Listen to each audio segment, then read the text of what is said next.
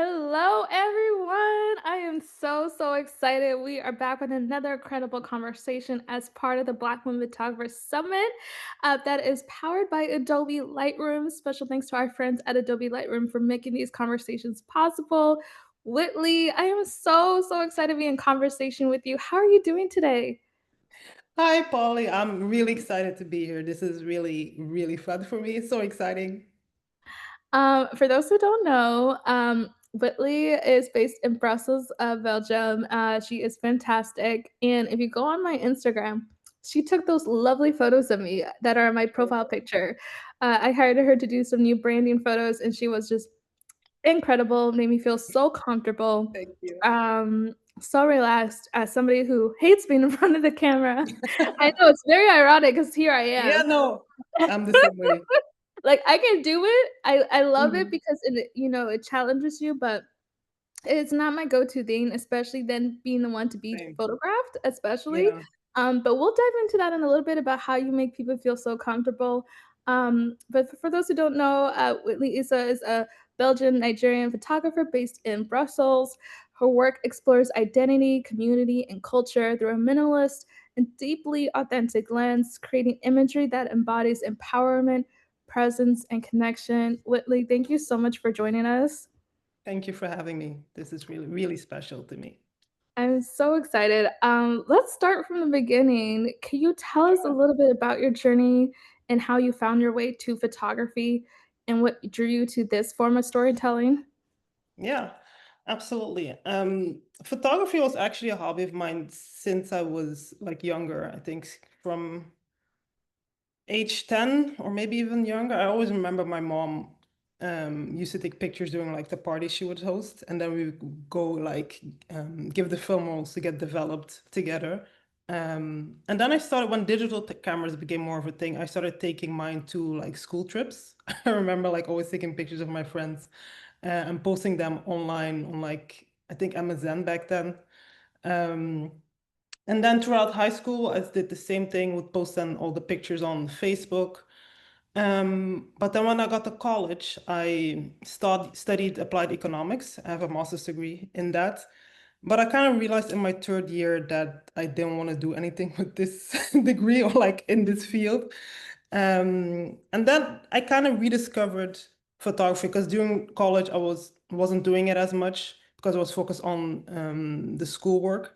But in my final year of college, I was like, I need to find something else. I don't want to stay in like the corporate world once I graduate. What else could I do? And then photography kind of found me again. I remember I used to watch a lot of YouTube back in the day. And I was like on the film and TV side of YouTube, but then I saw like photographers posting they would go out and shoot with models or with their friends. I was like, oh, this seems fun. Let me go and try and do that. Um, and this was around April of 2017. Me and a couple of other photographer friends, we just started shooting our friends. From there, it started growing into like shooting with modeling agencies, and from there, it got me like client work. And ever since then, I've been like started working in the corporate world full time and did photography on the side as much as I could. Um, and that's where I am now, basically. No, That's kind of my journey. and you have such an interesting, like, dual background, both Mhm. in the corporate world that you just mentioned and as a creative. How have those 2 sides of your experience influenced the way you approach your work today? Um, I feel like I always try to like incorporate a little bit of my corporate background in like the setting or like the I guess aesthetic of the vibe, the mood of the shoot. Basically, like if I think of my muse, it's kind of a corporate black woman because that's always who I thought I would be. Um, but then also like in the way I work with clients, it's kind of like how I would work in the corporate world.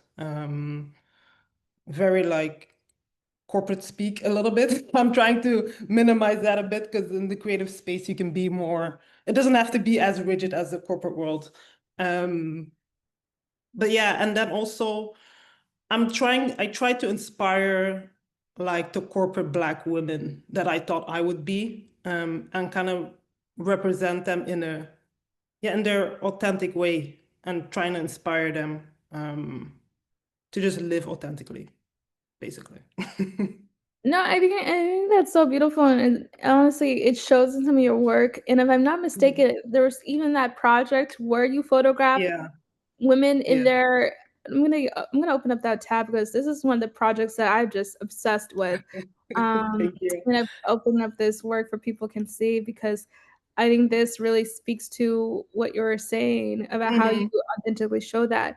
So for those who don't see it, it's called Corporate Natural Hair, and talk to us about this.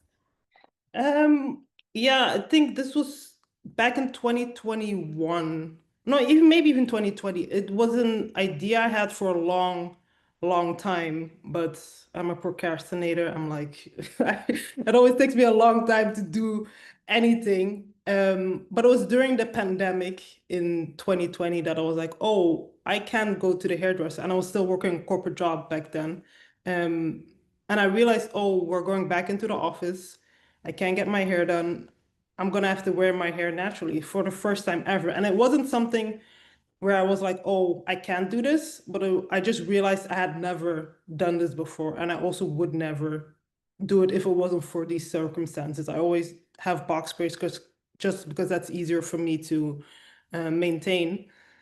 And then kind of from there, I realized, okay, I really want to work on this as a photo project. So I contacted some women through LinkedIn, my favorite social media platform. We're gonna talk about LinkedIn some more later. And then I think it was until 2021 that I finally started photographing the women. Those are the images on the bottom row, the ones with the brown backdrop. Those were the first set. Yeah, these were the first ones.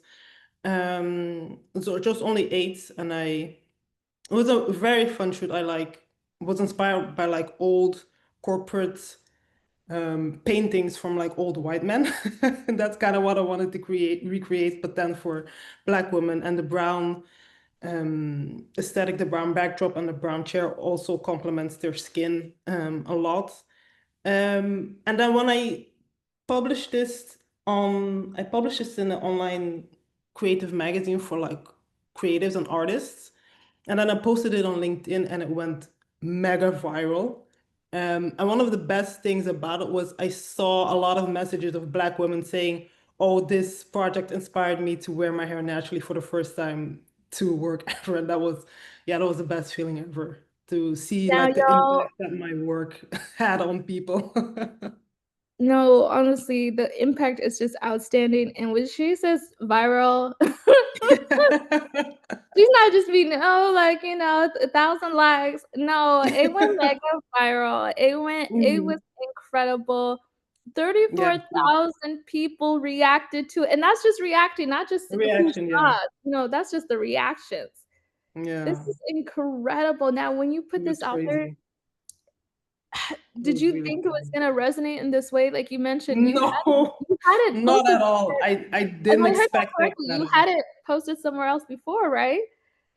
Um, I had the project was done Yeah. for like a few months, and I was pitching it to a lot of Okay. publications. Okay. Never got an answer. But then this one, it was Creative Boom. They finally did Yeah. publish it. And Mhm. from there, it just steamrolled. A lot of other publications reached out to me. They wanted to feature me. I was featured in Essence magazine, which was crazy because my mom used to read Essence.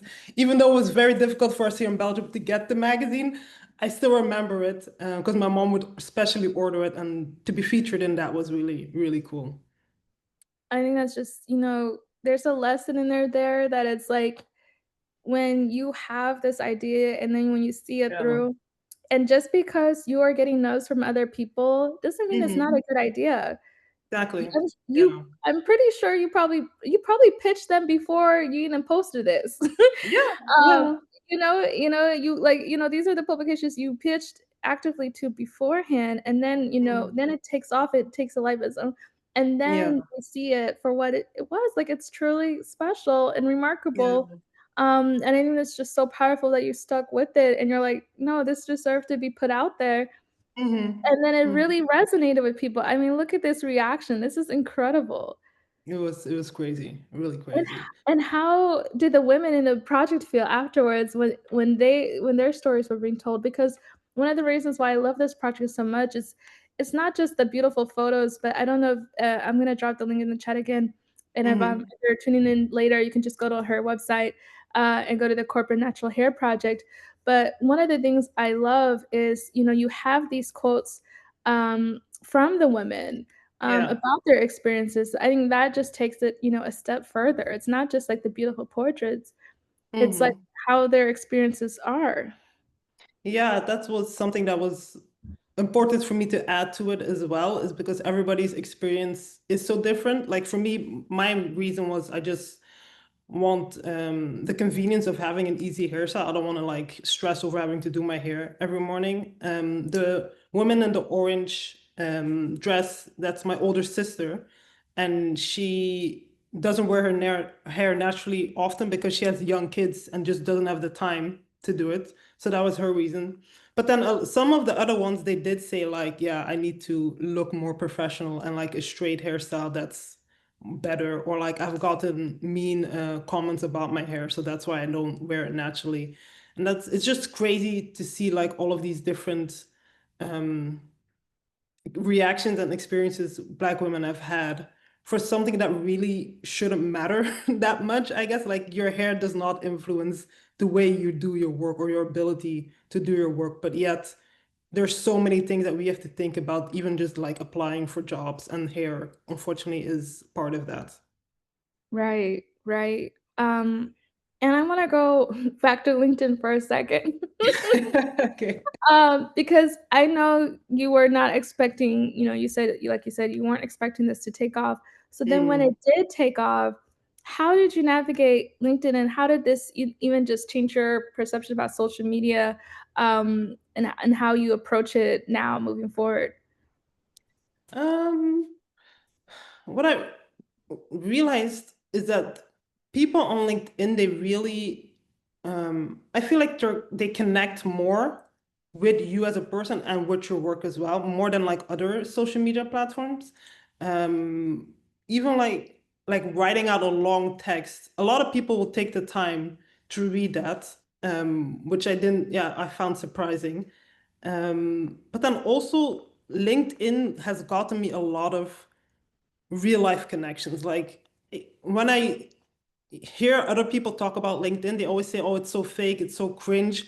But like the relationships I've been able to build in real life because of LinkedIn are all real and really authentic and have gotten me like amazing opportunities. So from that, like even just my project, a lot of other publications picked it Mm, up because they saw it there. And then I yeah. kind of like I already had a rule for myself. I'm gonna post twice a week, every Monday and Thursday. And when that went viral, I was like, okay, I really need to be consistent and stick to this routine and just share more of my personal work, or like share more about like more behind the scenes of why I did a shoot like this, or if I worked with a client, why I worked with this client, or like how our collaboration went. Just sharing more about the process instead of just sharing the work itself, more the story behind it. And that's what I still do this to this day. And LinkedIn, yeah, I've really been able to do a lot. And a lot of my corporate clients now come from LinkedIn. But even if I post my fashion work, they will say like, "Oh, we saw your fashion work on LinkedIn, but we really like the work you do, and we want you to like photograph our corporate headshots, for example." So it's LinkedIn has been so amazing. I'm telling you guys, people sleep Hmm. on it. That is Hmm. it's so, so true, like how powerful that tool is. So what advice would you say then to folks who are just overwhelmed by it, right? Don't understand it, Hmm. Hmm. and how to navigate that and just maybe social media in general? I think like social media in general, it's good to find a platform that works for you and then stick with it. For me, I found out that LinkedIn works the best also for what I do. Like I do portraits and fashion work. So that's the best platform for me. But then just first of all, be consistent. It doesn't have to be like twice a week that you post. It can be once a week or once every 2 weeks, whatever rhythm feels good to you. and engage with people. Like, don't just post your own work, but also like try and connect with other people. Like, if I go out to an event, I always ask people for their LinkedIn page. And then the day after, I will send like a thank, it was nice meeting you message, and share more about your process. Like, when I say share your personal stuff, it's more like your personal stuff related to the work. Like, I'm not going to share what I did yesterday when I was just here in my home, but like I'll share um, why I wanted to do the shoot, or the model I worked with, or a client I worked with, the process behind the work, basically. Because yeah, I was gonna ask you, like, how do you balance that, like, authenticity, like, showing that those different sides, and then also, like you said, Hmm. the strategy behind it? Because, Hmm. strategy, marketing, it's a whole 'nother beast, right? I think, Yeah. we just wanna create, right? Or maybe, Yeah. some people may just hire somebody else to worry about that, figure that out, Mhm. but how do you balance that those 2 things? Um, yeah, it's not easy. I think like what helps as well if is scheduling your posts, especially as a photographer. You have like a huge archive of work that you can post. As it doesn't have to be stuff that you took like recently. You can go back through your archive and like just schedule, okay, I can share this post and share a little story behind that, post it on this day, and then schedule another post on another day, so you don't actively have to be on it the whole time. um I think that's a good way. And yeah, just write it in a way that talks about you and how you work, and how people can like what they can expect when they would work with you as well. Yeah. Or like maybe just share like pieces of advice or things you've learned throughout your journey. That's something I do as well. I recently posted something about how a small interaction like led to something way bigger. And that's something that people like to read about as well, and that can hopefully like, motivate or inspire them to like go to this networking event or send an email to this client that they maybe wouldn't have tried before. It can be small things like that. And now I wanna go back to your work because 'cause I'm Mhm. just obsessed. Honestly, actually, your personal work is some of my favorite photos, of Thank you. yours. Tell me a little bit about your process of, like, how you develop these personal projects, what goes Hmm. into them, how you, approach collaborating with the different models, the makeup artists, the hair artists. How Yeah. maybe I don't know, maybe if you can walk us through, like, an image and, like, the beginning to the from the idea to the Hmm. execution of walking us through. Is if there's a one that stands out for you? Maybe we can do this one with the cornrows. That was a simple This one? shoot. Yeah. Okay. That was I think I shot this 2 years ago. And the idea behind it is I had just moved to my new apartment here in Brussels. And I have like a small studio space that I can use to do like smaller shoots instead of big productions. And the makeup artist that I work with and hairstylist, she lives not too far from me. And we were like, let's just set up something simple, something where we can be creative, but just show like the beauty of something simple. It doesn't have to be like always grand, or like in a big studio or big production. And I reached out, I made a small mood board. I always start with a mood board. Pinterest is amazing for that, to put things together. The hairstylist had her own idea of what she wanted to do. And then the model was somebody that had reached out to me through Instagram. That's what Instagram is good for, is to find like models if you don't work with an agency, which I do. But for this, I liked her profile and her work, and I was like, yeah, we can do something together. And then when she came into my apartment, that's also nice. What I enjoy working from my apartment, it's that it feels more cozy. It feels more personable, because they're literally in my house. And then I just start off with a nice conversation. I offer them some drinks, me, her, and then the makeup artist. We all just talk about mostly our creative journeys, because especially here in Belgium, it's hard. I mean, it's hard everywhere, but like especially the fashion industry is, I always think of like the big cities, Paris, New York, London, and luckily Belgium is close to those. But the industry here in Belgium itself, it's very difficult to grow in. So it's nice to like be able to talk to other people about that. And we always try to help each other get ahead as well. And then once the hair and makeup is being done, I will usually I will have set up my lights and my backdrop before they come, but if I haven't, I will do it during that period.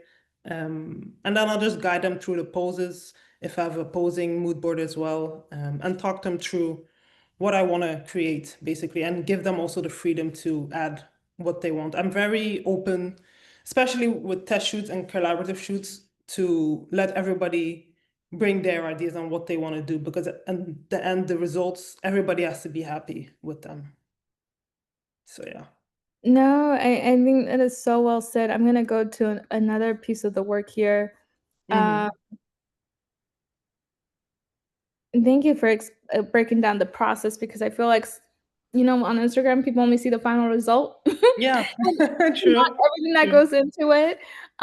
So thank you for that. How did you develop your style? I just feel like you have such a distinct artistic voice.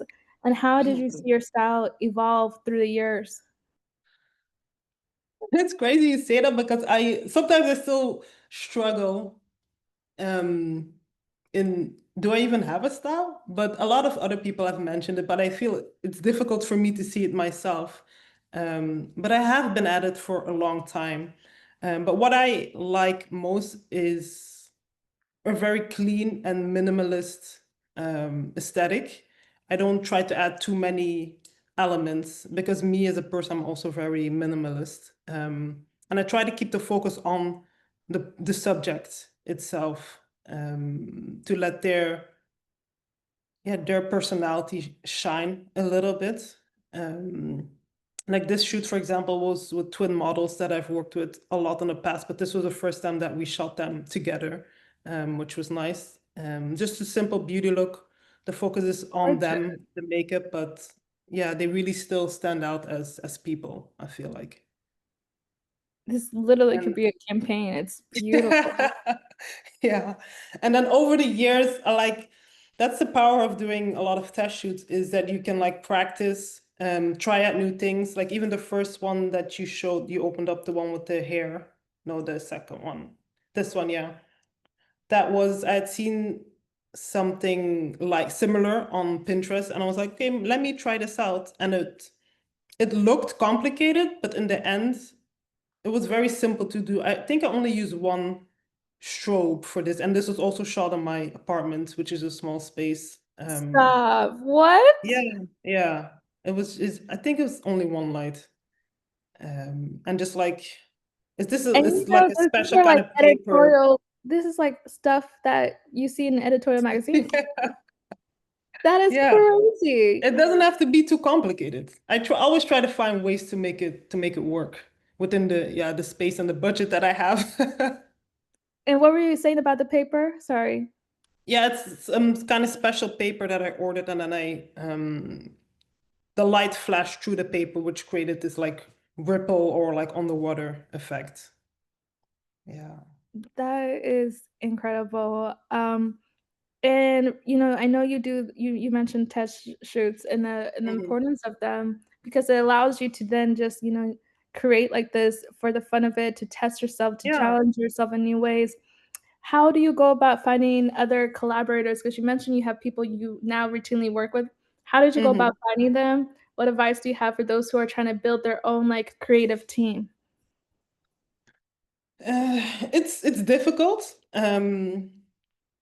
I think Instagram was also helpful with that, and I'm lucky now that I found like a good team that I work with often, because it is difficult work. It's not difficult, but it is a bit challenging working with new people, because you're not sure like what they expect or what their process is. But I would be open to working with new people and then trying to find out, okay, who do I work with well? And then from there, continue building your working relationship with them. But just try and reach out to people you see on Instagram.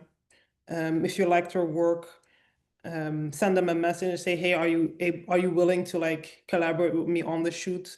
It's just for our portfolio, but we can all grow together. Um, and then you can also email modeling agencies. They are usually open as well to shoot with like their newer models because they need new images. Um, and then yeah, find somebody else. Yeah, just somebody whose work you like and think would work well with what you want to do. And then just make a little mood board, send it to them, and then it's out of your hands then. But you should need to like reach out and be open. Don't be scared. Even if they say no, you just move on to the next one. It's always gonna be a no until you ask. That's how I feel. Yeah, yeah. Don't be afraid to ask. And I'm gonna go to some of your other work, your client work here. Mhm. Just stunning. Thank you. Literally when I saw this in my feed, like I had to like stop scrolling. I'm just like, wow, yes, gorgeous. Yeah, it Absolutely was stunning. a crazy experience. Thank you. And you know, one of the things I love is the fact that you don't let wherever you're currently at like determine what kind of work you can do and what Hmm. projects like you have mentioned like before like how you wanted to cover fashion weeks and then you went Hmm. and covered fashion weeks, right? Like I just Yeah, love that because I feel like for so many people it's so often they're like, oh well, I'm just based here, so yeah. I'm confined to what's here, and that's nothing wrong Hmm. with I that. used to think the same way as well. Right, but I think it's just so beautiful when you don't allow that to then just, like, predetermine or just stop you, right? Because I Hmm. know Hmm. easier said than done, but tell me about, Yeah. like, from someone who's based internationally, then you come to the US for the different fashion weeks or other fashion weeks, in place based internationally, like the London Fashion Week, Paris Hmm. Fashion Week. How do you go about it? What advice do you have for those who want to, you know, go out and do Fashion Week or whatever it may be that's not based in where they're at locally? Um, Hmm. if I'm not mistaken, it's some of your Fashion Week work that has gotten you these other client work, right? Yeah, yeah, absolutely. Um, yeah, I I've been very lucky and very privileged to be in the position to like just travel and have like the money to be able to do all of these things. I think it was 2019 the first time I even tried to go to Fashion Week, which was London and then Paris. Those were the first two ones. And I send a lot of emails. I do a lot of cold emailing. And for London, I had gotten a couple of responses back and I was like, okay, let me just take off work and just go. So me and my sister went together and then we shot the street style, which was really fun. And then from there, I reached out to some other like smaller magazines who might be interested in like featuring the work, and I build a relationship with them from there. So for the other fashion weeks, I was able to like sell my images to them, which was nice. Um, but yeah, I've also been in the beginning of my photography journey, I was like, oh, I'm based in Belgium. I can't really do anything else besides Belgium. But I think it was one person told me during a portfolio review, no, you can just pitch yourself internationally as well, or like look for international opportunities. And I was like, yeah, why am I limiting myself to just Belgium? Because the beauty of living in Brussels is also I'm close to London, I'm close to Paris, close to Amsterdam, all these other cities. It's like less than 2 hours and I'm there. Um, and I kind of decided for myself, okay, let me go there and make myself available to potential opportunities. Like even if nothing happens, at least I'll be able to like add new images to my portfolio, show those to potential clients, and just network with other people. And the fun part about Fashion Week is I find that it's like a great opportunity for you as a photographer to learn and to test yourself because it's so fast paced. Everything moves very quickly. Ask you because there's a million other cameras there, and Yeah, like yeah, it feels very, very chaotic. So yeah, it walk is. us through It that. is.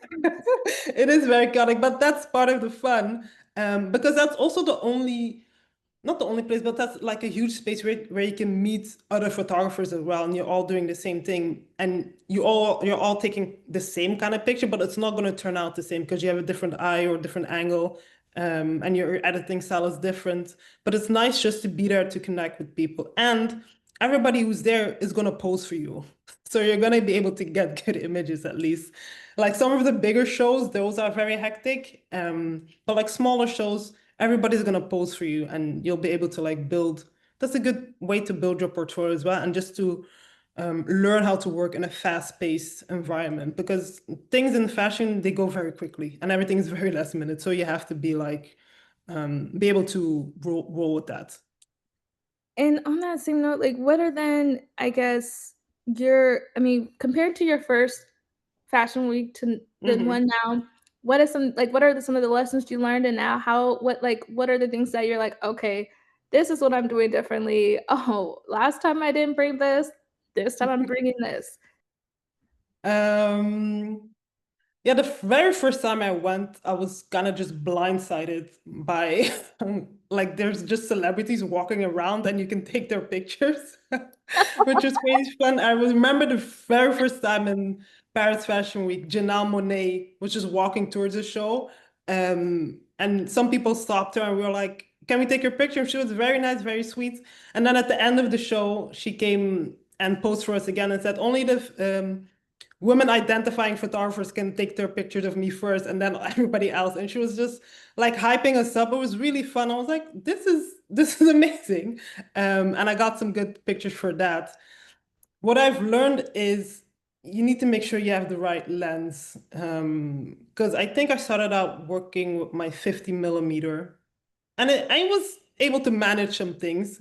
Now I usually use my 24 to 70 millimeter or my 100 millimeter. But like even the 70 to 200, that's like a great lens because you'll be able to get even closer. But I try to stick to just one lens because it's heavy to carry if you're out all day. And you have Right. to be quick on your feet. And don't be afraid to just like ask people. Like now I just stop people and say, "Hey, would you pose for me?" And then they usually always do. They always do. No, that is just remarkable. I'm still stuck on what Janelle did. I just absolutely love that story. Um, what I think are some, like, go-to items you feel like helped you? Like, do you have snacks? Like, how do you keep yourself, fully charged? And because like you said, it is Um, a long day. So how do you deal with Totally. that too?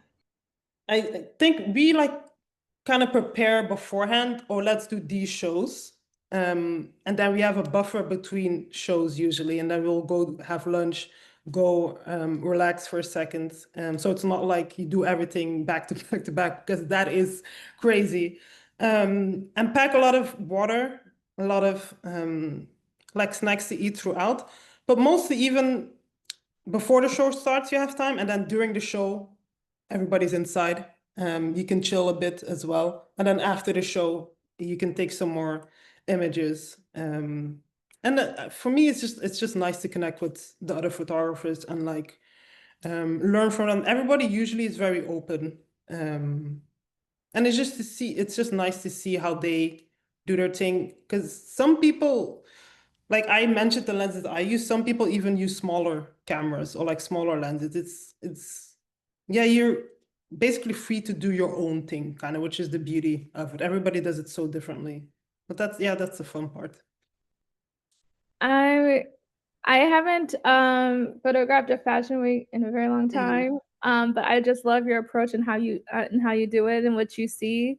The photos are just gorgeous. Thank We have a question here from Priscilla, who was one of our you. past Mhm. speakers in the summit, who I was just Oh, telling you about nice. actually. She's Nice. based in Munich, and she asked, "What was your favorite project and why?" Favorite project to shoot, I assume then? Or Whatever just your like in favorite general? project was, yes. Mhm. She says yes. Yes. Yeah, the corporate natural hair project was very, because that was very personal. Um, and the women I met throughout the project was just incredible. And then of course, yeah, the response was amazing. So I think that probably would be my number one. Um, and then another one, not a project, but a client, is that um, yeah, because I am based in Belgium, I always thought, well, I'm not going to be able to do like big things here. But last year, one of my clients was the Obama Foundation, and he came to Brussels, and I pitched myself to some people internationally, and they reached out to me.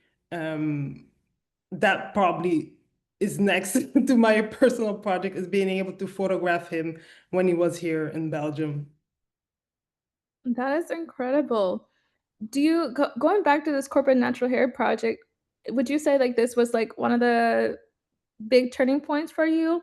Or do you have another turning Yeah. point in your career that just, like, No, changed everything for you? This one? this one definitely was a huge turning point. Yeah, because that's when I was starting to be more active on LinkedIn, and that's when I kind of realized like the impact my work can have on actual people. Because the fashion industry is, I love it and it's fun to work in, but I also like seeing like how I can inspire just a regular person, I guess. I'm not just like always working with models. And through that project, I was like, wow, I can actually like inspire people and have an impact on people. And that's something that I also want to do more of. Yeah. And, I think it's that this project is so powerful and resonated for many, many reasons, but going back to it, how did you know? Because I feel like this is also something people struggle with. How did you know when Mhm. it was done to be put out there, right? Because Uh, you mentioned that you were sitting on it for months. How did you know, like, or did you just, I know you were also pitching it to other places, mhm. but then it was like, when did you just was like, you know what? I'm just gonna put it out there. I'm not sure. I think I just had like a set number of subjects in mind. I think my goal was either between 8 or 10, Okay, but then okay. like planning everything took a lot of time and work as Mm, well. So when I was finally able to do at least 8, I was like, okay, at least I have something. My goal was always to like expand it and do more, but I thought, okay, let me just start with these 8 images that I have, um, and build from there because it's still an ongoing thing. Like okay, last that's year I what I did. was about to ask Yeah, now. yeah, So yeah. you are gonna continue it. Yeah, yeah, yeah, absolutely. I That's just nice. need to see how I can do it. Because I don't want to just do it here in Belgium. I want to do it on like a European scale kind of, but I still need to figure out the logistics for that. Yeah. I cannot wait to see what more there is to this, especially like you said, taking it to other cities and environments and how other people, navigate their corporate worlds. Hmm. Um, what other things are you working on? Is there anything that is exciting you right now? Right now, yeah, Or anything that I'm you're excited to try in the future, whether that's like new mediums or new collaborations? I'm working on some. There's not a personal project that I have in mind that I kind of did, I think 2 years ago, but it didn't, the execution wasn't what I had envisioned. So that's something that I want to recreate. And it also still has something to do with like the corporate hair thing. But I still need to figure out how I want to do it so it doesn't end up like the first time. I want to do it properly this time. And I also, um, I think I have like a couple of test shoots planned so I can like have new work. I'm always working on new work that I can show to clients. So I have 2 test shoots scheduled for next month and in December. And I'm working on the one for December. I don't have a specific mood yet or specific idea, but me and the stylist, we're working on it together. This will be the first time that we'll like both bring our ideas together. But that's gonna be fun, I think, as well. That's something I'm looking forward to have somebody else to like lean on and um, like bring one idea out there together. That sounds incredible. I'm very excited to see that, come to life soon. Um, and, another thing that I would love to like know more about how you balance this. Is like when you are working with like collaborators and there's like you just said, like there's other people's ideas and thoughts and perspectives. I guess how do Mhm. you just still stick to keeping your voice in the project, right? Like balancing that delicacy of like, everybody's ideas is being shown and respected, but also like making sure that your voice is still present. Does that make sense?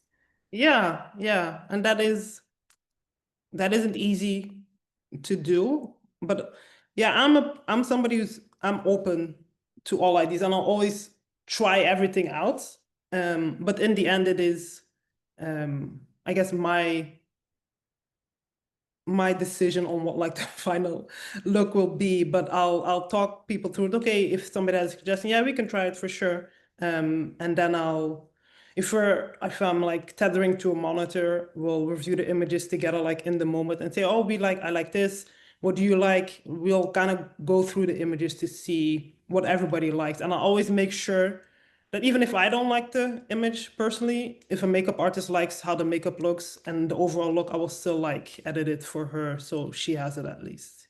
Um, yeah, that's also still something that I'm trying to like navigate what's the best way to do it, but I want to try and make sure is happy and has at least one image that they're like excited about the most. And just for those, again, who are still trying to figure out how they built their creative team, um, you mentioned like how to reach out to people, right? Saying like, Mhm. okay, let's do stuff and build up for our portfolio. Do you have contracts in place, like, or do you just hope everybody like agrees on their word? Yeah. Like, how do you navigate that part of it? I don't have contracts, but that is something that can help. I've been lucky that I haven't run into too many like That's crazy things. Everybody has been really That's like I'm so good happy. with it. I've heard, like, different crazy stories and horror stories, and Yeah, maybe some no, people that do have hasn't happened. contracts because of that, but I'm so glad that hasn't happened to you.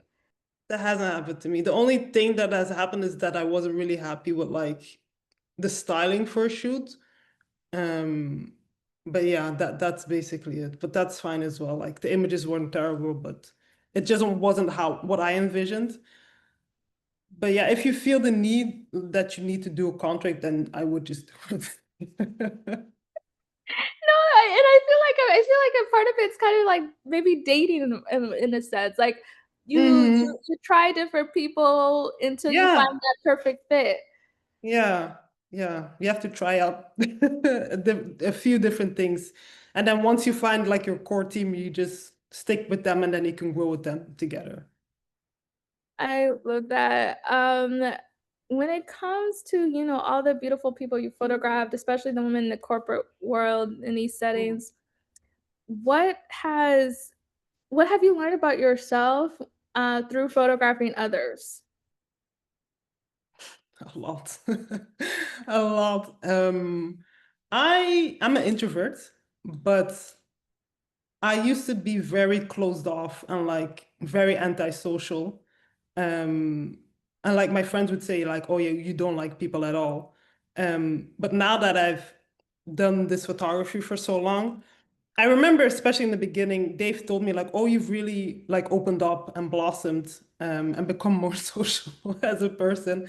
But that's also because as a photographer, you kind of have to be. You kind of have to like make sure that the subject is at ease. You have to direct them. You have to make them feel comfortable because otherwise the image is not going to turn out well. But I've also just learned from myself that I enjoy that process. I enjoy making people feel at ease and try and like hyping them up so they get excited about the images as well. Because if I don't, then I feel like the image is not going to turn out well if I just sit there in silence, don't say anything, don't compliment them. They're not going to be excited either. They're not going to be confident. So yeah, I've learned, I've grown a lot. I've become a lot more sociable, and I enjoy working with people. Like before, like 10 years ago, I would have never thought that I would be this open with people, but I actually love it a lot now. have guessed that. Yeah, Honestly, a lot of people say that. what? I Yeah. really would not have guessed that. And it's so funny, y'all. Like, as I mentioned in the beginning, I was in Paris this year, uh, and Whitley was willing to come down to Paris, and take my new personal photos, and we had so much fun. Yeah, it was amazing. You, and the makeup artist, just, like, fantastic. They were hyping me up because I literally just came from the and I was so exhausted, but they made it so much fun. And I wish we could play the videos because we have all these BTS videos. It was just so much fun. Like y'all were just like I've never had Oh, so much fun, truly, in a oh, shoot. I'm happy to hear that. And these are some of the photos she photographed of me. Yeah, I love these. These are so fun. Like, I was having a time, and I was just like, I feel like I'm always so awkward and shy, and like, no, I don't like But this. see I was that like, that's why the images turned I out didn't, well because and you're confident I as didn't see the well. yeah, like, no, this was, like, so much fun. Hmm.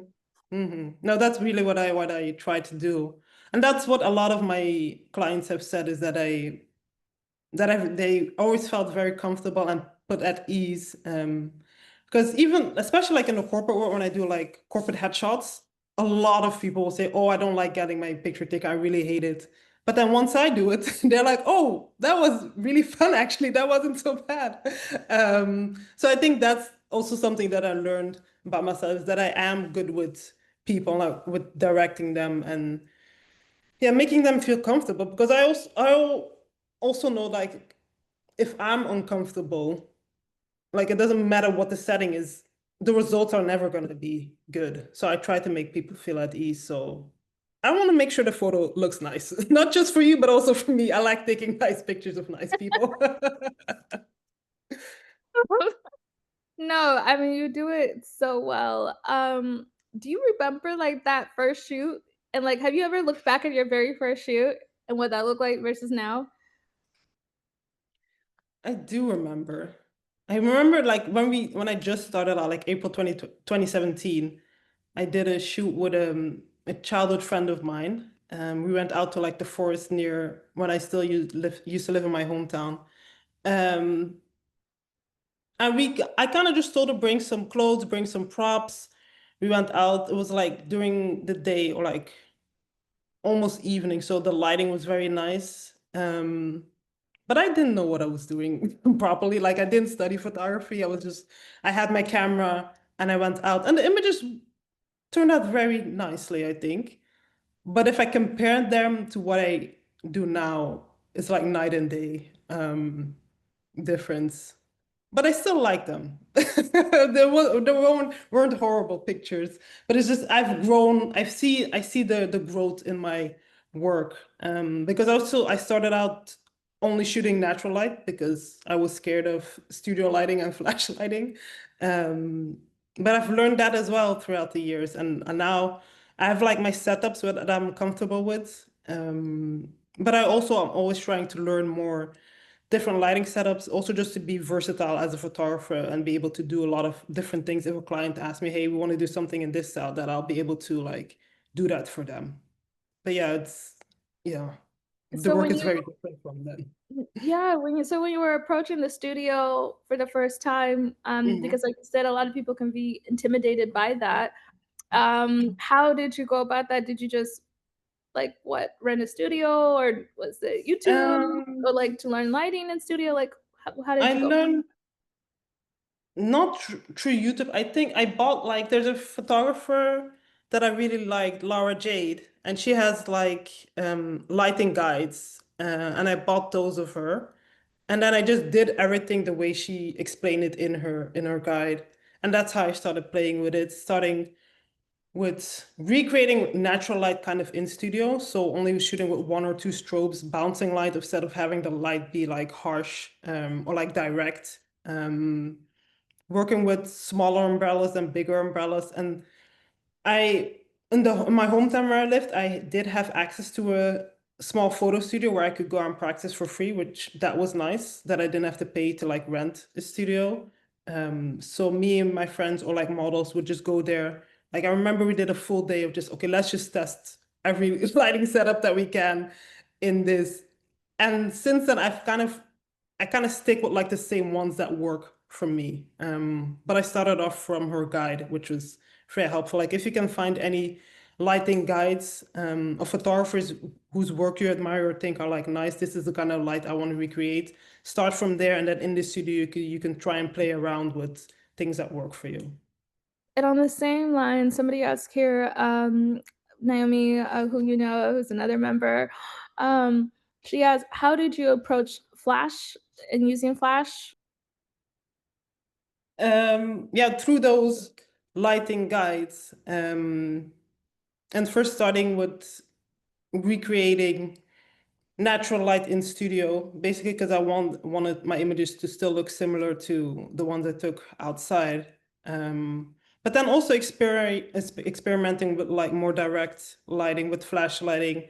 Um, because what I like about working in studios, you can control everything. Like outside, you're kind of dependent on the sun a lot, on the weather a lot. But in studio, you can really control everything, have everything set up so the lighting will stay the same.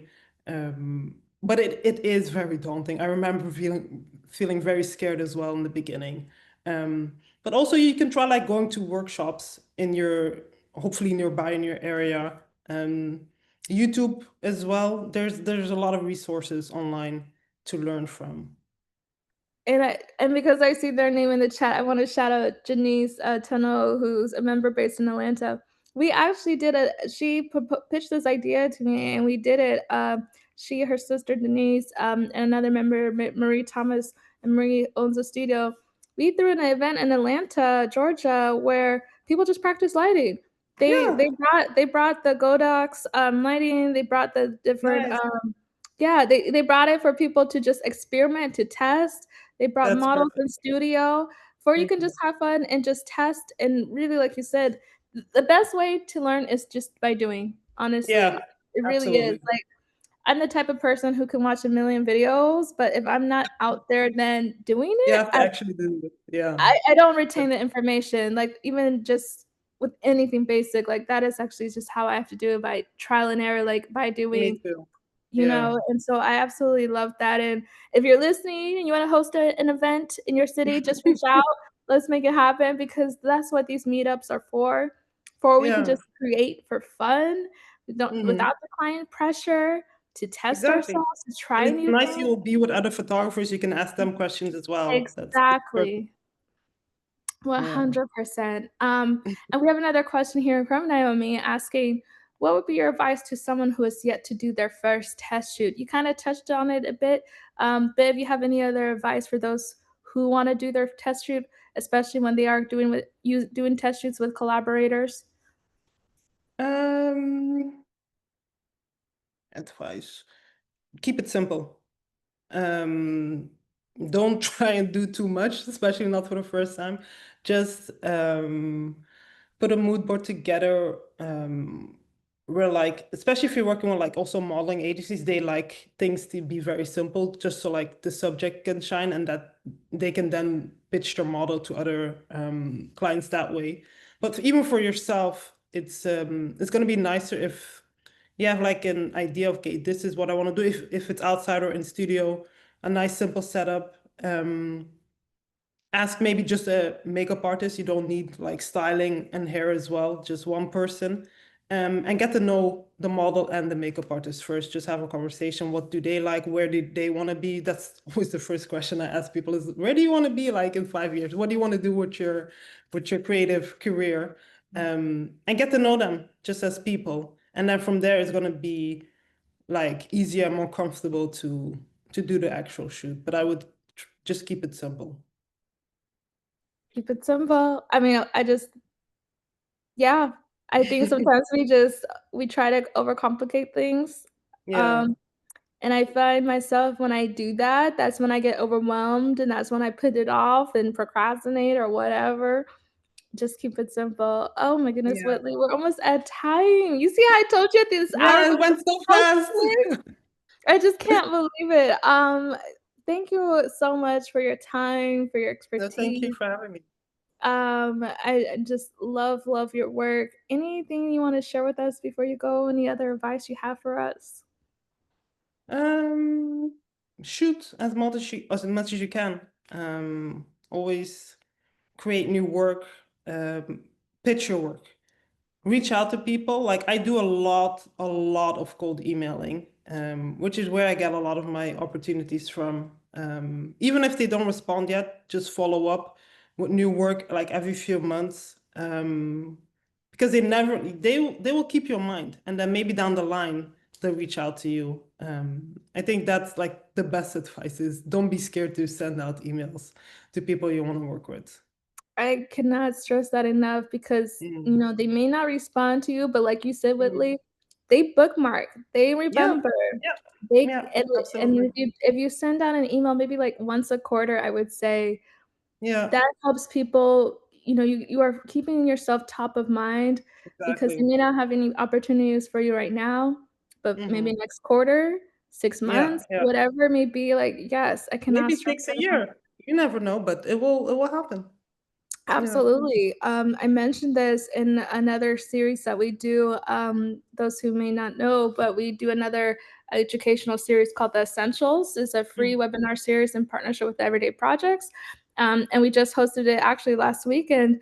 Um, and one of our speakers was Taiwo Aina, who's one of our members based in Lagos, Nigeria. Mm. And she did one of our free portfolio reviews that we did with the New York Times. We do that annually with them, and the editor who reviewed her work reached out to her a year later after her free portfolio review for an assignment. And Yeah. that assignment was one of the front page stories of the New York Times. Like, Wow. Yeah. it was the front page story. So it's like you never That's know. It incredible. took a You never year, know. Yeah. but when they reached out, and since then, she's now a regular contributor for the New York Times. Yeah. Things That's just how take it works. Now, something similar happened to me as well. I did a portfolio review with a photo editor in, I think she's based in Los Angeles. And she gave me great advice. And then I kept in touch with her and she said, yeah, oh, if you're ever in LA, let me know. And I'm like, when am I ever gonna be in LA?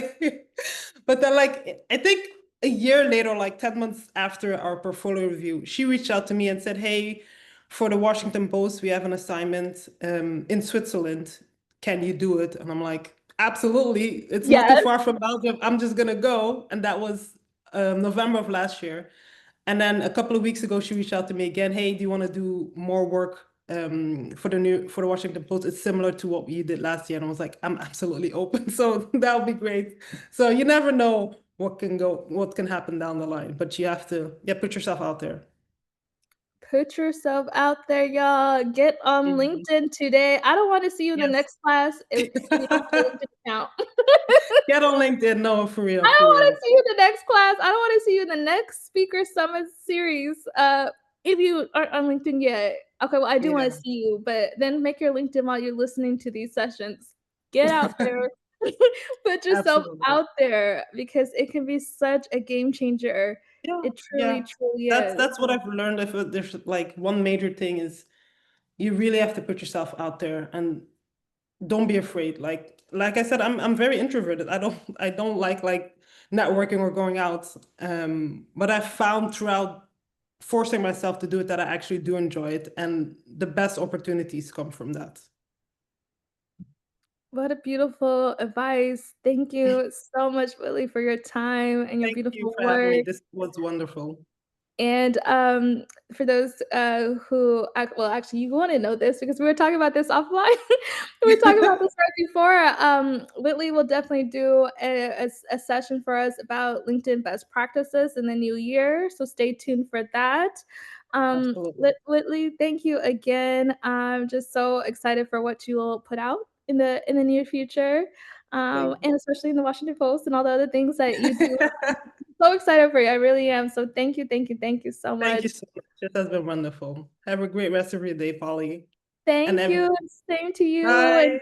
And thank you everyone for tuning in. Again, this is a part of the Black Women Photographers Summit that is powered by Adobe Lightroom. In a few moments, we'll have free portfolio reviews. So if you registered for that and you have reached out and sent your portfolio, we will be in touch where we can do some free portfolio reviews for you. And then just stay tuned for our next speaker later today. Thank you again, Whitley. Thank you. Bye. Bye.